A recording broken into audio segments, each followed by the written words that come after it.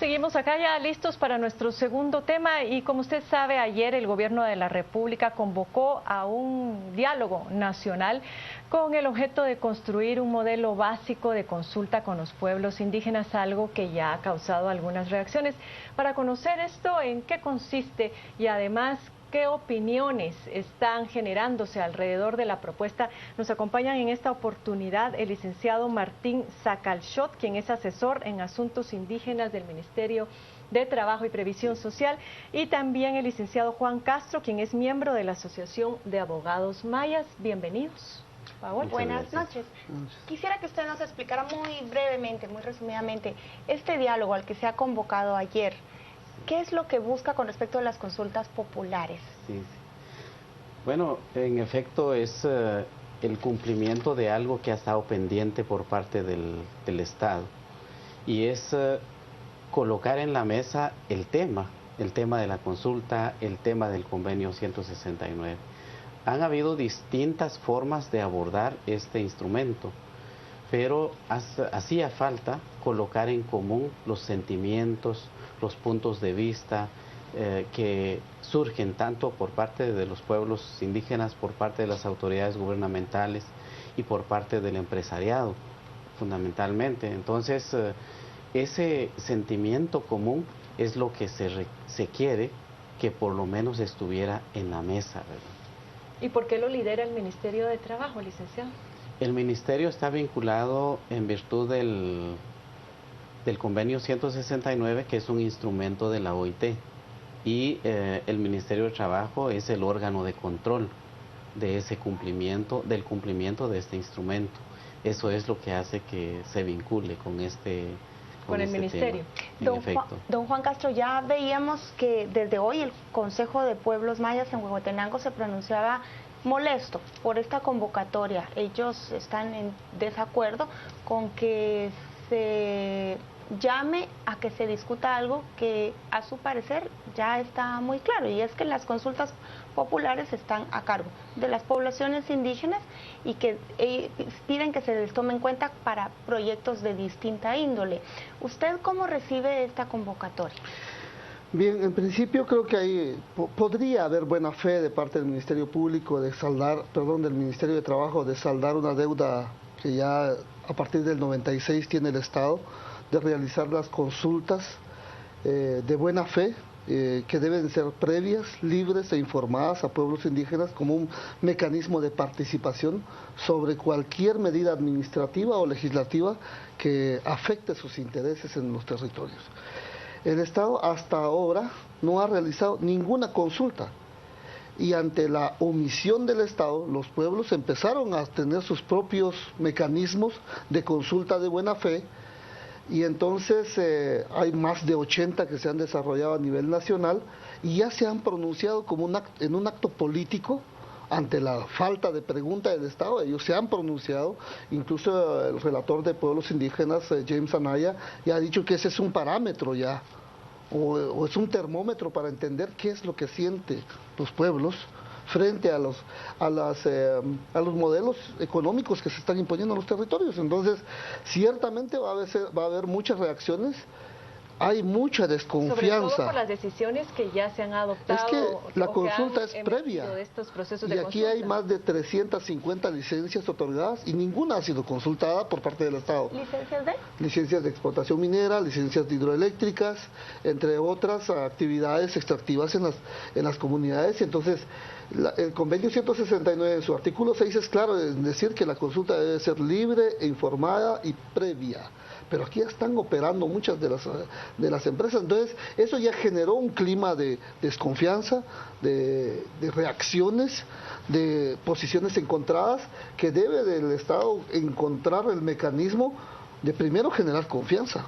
Porque ya hay, como usted lo dijo, CPO, por ejemplo, Consejo de Pueblos Indígenas, ya se pronunció y tiene mucha desconfianza y tienen razón, porque inclusive la Corte de Constitucionalidad en sus sentencias, en la primera que hubo, que es el caso de San Juan Zacatepec, dice, reconocemos el derecho de consulta de los pueblos, pero el resultado no es vinculante. No es vinculante, que entonces, es el argumento de las empresas. Claro, entonces lo que los pueblos dicen, bueno, nos van a venir a preguntar, vamos a desarrollar todo un proceso de consulta, pero al final, si nosotros decimos no no importa porque va a ser solo un trámite administrativo. Vamos a seguir con usted, licenciado, porque tenemos muchísimas dudas que plantearle, pero nos vamos a ir primero a un corte. Al volver vamos a conocer sus comentarios. Recuérdese, participe con el hashtag a las 8:45 y vamos a traer sus preguntas y opiniones acá a la mesa.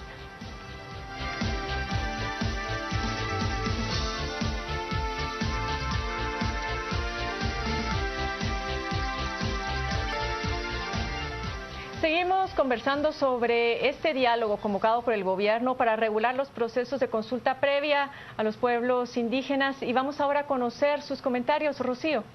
Carmen, comenzamos la revisión de nuestras redes sociales. Leslie Figueroa nos dice, no es consulta popular, es consulta a pueblos indígenas, no confundir. No es lo mismo. Chofo nos dice, claro que debe estar regulado y muy vigilado, evitando injerencias extranjeras. Son estas las opiniones que tenemos ya a través de nuestro Twitter. Regresamos con ustedes, Carmen y Paola.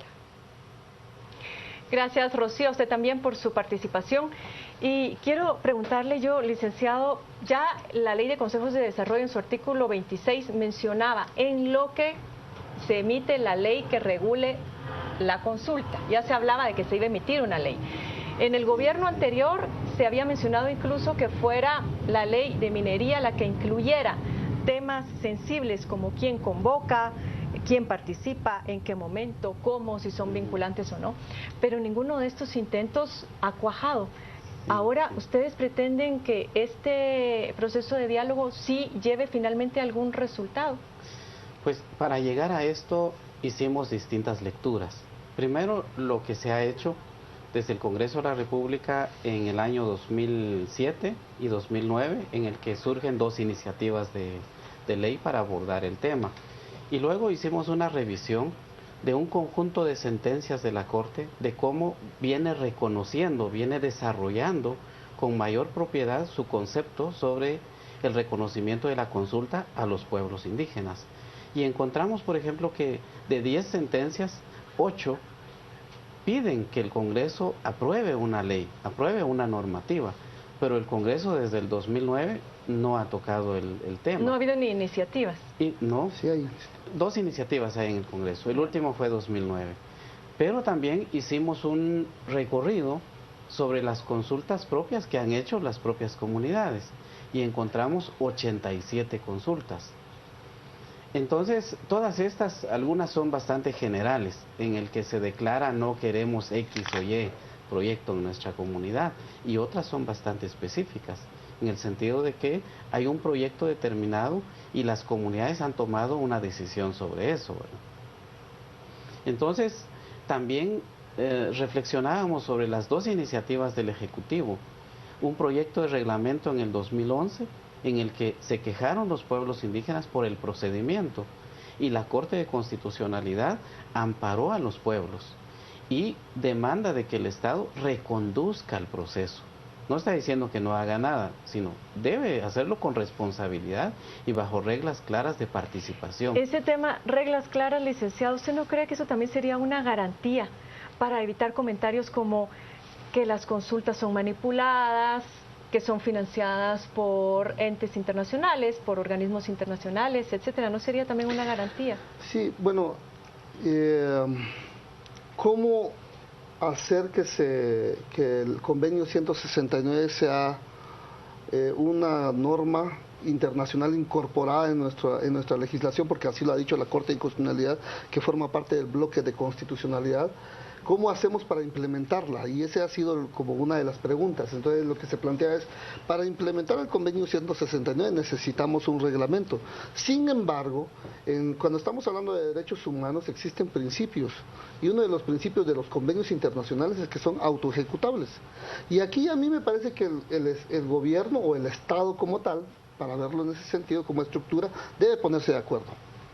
Debe ponerse de acuerdo porque escuchamos un diálogo que está impulsando ahora el Ministerio de Trabajo.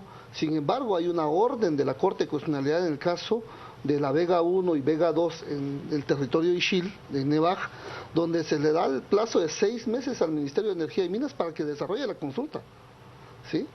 Y vemos también que empiezan a haber sentencias de la Corte Suprema de Justicia, como el caso de Proyecto de Derivada 7, que está en la puya, donde suspende la actividad en tanto no haya consulta. Entonces, el Estado está en una crisis, necesita impulsar las consultas, que no ha hecho en los últimos 20 años. ¿Y cuál sería la ruta, licenciado? Ahora, es que eso me llama la atención, porque aquí en Guatemala también hemos ratificado el convenio el convenio de diversidad biológica. Y en la interpretación del CONAP es que no necesitan reglamento para implementar el convenio de diversidad biológica, porque dice que es autoejecutable. Entonces ya están impulsando políticas, porque ahí la intención es hacer registros y generar un listado de bienes naturales que pueden ser dadas en concesión y que puedan ser patentadas. Entonces los convenios internacionales ahí ya van, pero cuando es consulta, entonces ahora que estamos hablando de la consulta libre, preinformada, tenemos un problema, no es autoejecutable, necesitamos un reglamento. Colom intentó hacer un reglamento que violaba el mismo principio de la consulta, era inconsulta, y nos encontramos con un problema, porque cuando ya se reglamenta un convenio internacional de derechos humanos, resulta ser que se desnaturalizaba, porque ya no participaban los representantes legítimos de los pueblos, que son sus propias autoridades. Hay muchos elementos, hay varias lógicas aquí. Una es la lógica legal y la dificultad para normar este tipo de procedimientos. Por ejemplo, se dice que los procedimientos de consulta en las comunidades indígenas, pues en realidad no se sabe, no hay un registro confiable de cuáles son esos procedimientos, que hay discrecionalidad en cuanto a la representación o representatividad de quienes participan, hay también poca claridad en el término usos y costumbres, identificación étnica. Todo esto pretende resolverse en una mesa de diálogo. En una parte, el asunto es recoger esos sentimientos que hay. Porque ahora lo que se está planteando no es una consulta, sino es un diálogo sobre el tema. Y después vendrán políticas, después vendrán normativas si son necesarias.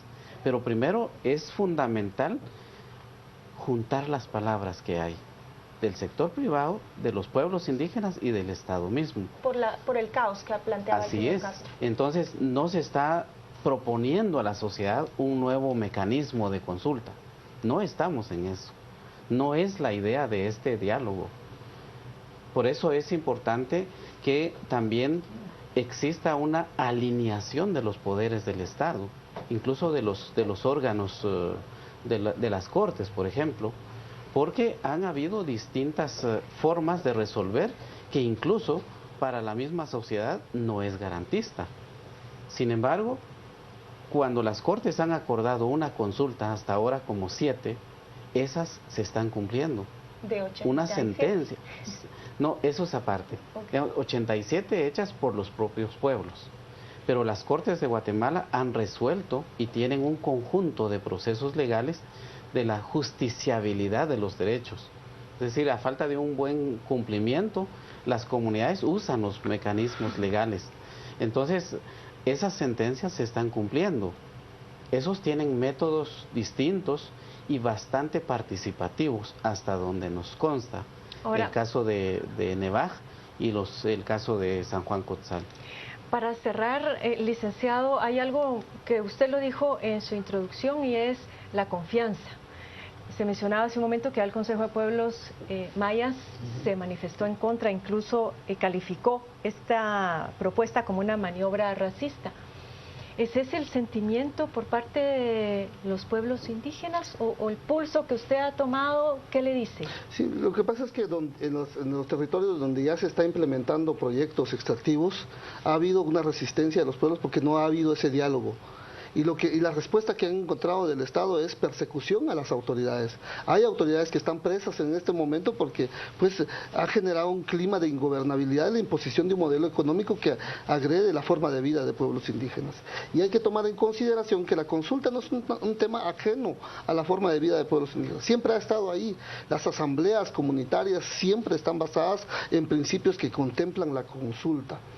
El reto para el Ministerio de Trabajo en este diálogo que está impulsando en este momento es que haya participación de pueblos indígenas y que realmente correspondan a trasladar sus sentimientos o lo que el colega Sacalchot mencionaba. Porque si no participan los pueblos indígenas va a ser un total fracaso. Entonces no va a encontrar la legitimidad para que se pueda impulsar. Vamos a cerrar con estas palabras suyas. Muchas gracias a ambos. Gracias. Tenemos ya que cerrar el programa también. Nos trasladamos al otro sector, Marjorie, porque está lista para empezar a las 10 p.m.